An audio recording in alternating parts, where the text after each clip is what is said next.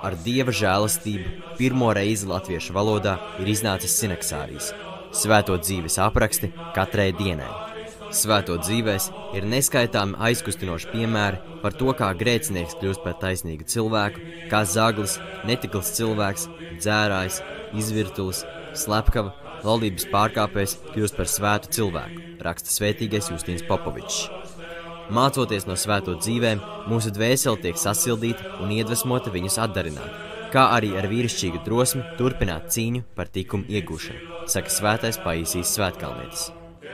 Iemācies cīnīties ar savām kaislībām. Tas ir ļoti svarīgi un pat nepieciešami. Labākais ceļvedis tev būs svēto dzīves. Pasaule jau sen ir atteikusies no šīs lasāmvielas, bet tu nepakļaujies pasaulē, un šī lasāmviela tev sniegs lielu mierinājumu. Svēto dzīvēs tu atradīsi norādījums, kā cīnīties pret ļauno garu un palikt uzvarētājiem. Lai kungs tev palīdz, saka svētais Optienes Barsanofijs. Sinaksāriju var iegādāties baznīcu grāmatu galdos un Jāņa Rozes, Ihtis un Amnes grāmatnīcās.